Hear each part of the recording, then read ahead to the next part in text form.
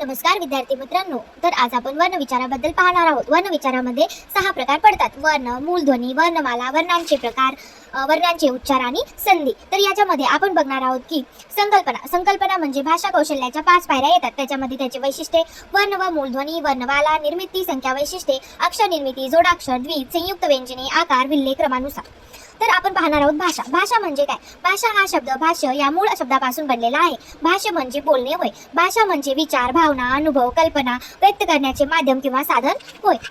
तर आपण पाहणार आहोत की भाषा कौशल्याच्या 5 पायऱ्या कोणत्या आहेत। त्या आहेत: सर्वप्रथम आपण काय करतो? ऐकतो। ऐकल्यानंतर आपण ते बोलायला चालू करतो। ऐकणे म्हणजे श्रवण, बोलणे म्हणजे भाषण। त्याच्यानंतर आपण ऐकल्यानंतर आणि ती गोष्ट बोलल्यानंतर आपण त्याचं संवादामध्ये कन्वर्ट करतो, संभाषण आणि संवाद। आणि त्याच्यानंतर आपण ते लिहायला आणि वाचायला चालू करतो, लेखन आणि वाचन। त्यामुळे भाषा कौशल्याच्या 5 पायऱ्या: ऐकणे, बोलणे, संभाषण, लेखन आणि वाचन।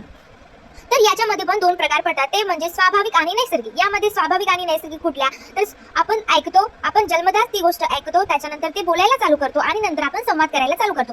पण सांकेतिक आणि कृत्रिम म्हणजे जे आपल्यामध्ये अवगत नाही ते आपल्याला डेव्हलप करावं लागतात, त्या म्हणजे लेखन आणि वाचन। तर असे 2 प्रकार पडतात। सर्वप्रथम म्हणजे स्वाभाविक आणि नैसर्गिक, त्यामध्ये येते संभाषण म्हणजे संवाद, नंतर बोलणे आणि ऐकणे, त्याच्यानंतर लिहिणे आणि वाचणे म्हणजे लेखन आणि वाचन। भाषेचे 2 प्रकार पडतात, नैसर्गिक आणि सांकेतिक कृत्रिम। तेच जेव्हा ध्वनी चिन्हांकित स्वरूपात लिहून ठेवले जातात तेव्हा त्यास कोणत्या तरी रंगाची गरज असते, म्हणून अशा ध्वनी चिन्हांना वर्ण असे म्हणतात। वर्ण हे कायमस्वरूपी टिकून राहतात, म्हणून त्यास अक्षर असे म्हणतात। ते आपण पुढे पाहणारच आहोत। तर भाषेची प्रक्रिया कशी आहे? एक ध्वनी आपण जेव्हा तोंडा वाटे बोलतो तेव्हा एक ध्वनी प्रकट होतो, त्या ध्वनीलाच आपण भाषा म्हणतो। भाषेचा वापर कुठे होतो? स्वन। भाषापासून एक स्वन तयार होतो, त्याच्यानंतर एक चिन्ह तयार होतं, मग ते वर्ण, आपण त्या वर्णाला रंग देतो तेव्हा त्याची वर्णमाला तयार होते, मग त्याचा अक्षर, शब्द आणि भाषा। तर भाषेची प्रक्रिया कशी आहे? जेव्हा आपण बोलतो तेव्हा एक ध्वनी प्रकट होतो, त्या ध्वनीलाच आपण एक भाषा म्हणतो। त्या भाषेचा वापर स्वन म्हणून केला जातो, स्वनचं चिन्हात रूपांतर होतं, मग एक वर्ण निर्माण होतो, त्या वर्णाला आपण एक रंग देतो, रंग दिल्यानंतर त्याची वर्णमाला तयार होते, एक अक्षर, शब्द आणि एक भाषा तयार होते। ठीक आहे।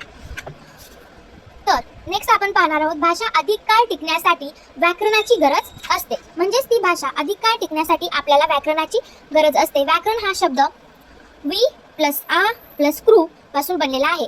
हे मागे पण एका एक्झाम मध्ये विचारलं होतं की व्याकरणाला कसं लिहितात, तो कोणत्या शब्दापासून किंवा कुठल्या अक्षरांपासून तो बनलेला आहे।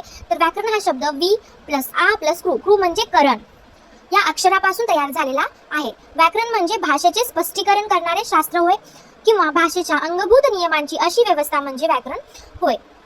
पतंजली व्याकरणास शब्दानुशासन असे म्हणतात। ठीक आहे। तर आपण बघू की शब्द म्हणजे काय? शब्द म्हणजे अर्थपूर्ण अक्षरांची जोडणी किंवा साखळी, समूह याला शब्द असे म्हणतात। शब्द म्हणजे अर्थपूर्ण अक्षरांची जोडणी किंवा साखळी, समूह याला शब्द असे म्हणतात। अर्थपूर्ण शब्दांची जोडणी म्हणजे समूह म्हणजे वाक्य म्हणतात। पूर्ण अर्थाचे बोलणे म्हणजेच वाक्य होय। तर सर्वप्रथम काय येतं? इथं एक अक्षर येते, अक्षरांपासून शब्द बनतो आणि शब्दापासून वाक्य बनते। तर आपण मराठीला कसं किती अक्षरांमध्ये लिहू शकतो? अक्षरे 3, म प्लस रा प्लस टी।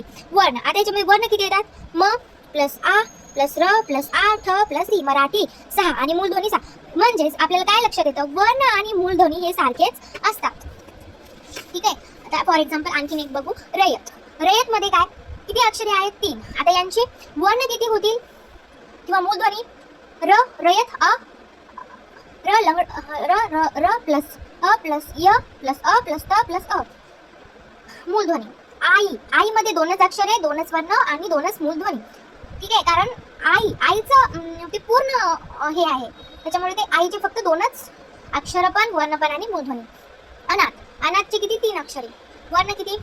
अ प्लस आ, अनाथ।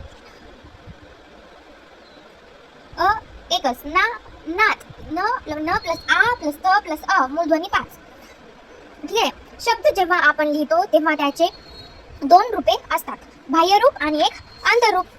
बाह्यरूपाला मूल वर्णरूप असे म्हणतात। आपण जेव्हा एक शब्द लिहितो त्याचं एक बाह्यरूप असतं आणि एक अंतरूप असतं, बाह्यरूपाला मूल वर्णरूप असे म्हणतात। वर्णमाला, तर आपण वर्णमालेची आज व्याख्या पाहणार आहोत।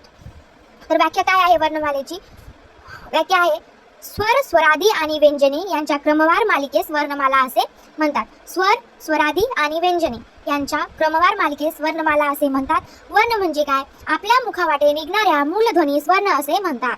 मूलध्वनींचे लिखित स्वरूप म्हणजे वर्ण होय. आपल्या मुखावाटे जी ध्वनी निघते त्यास वर्ण असे म्हणतात आणि त्या मूळ ध्वनीचे लिखित स्वरूप म्हणजे वर्ण होय.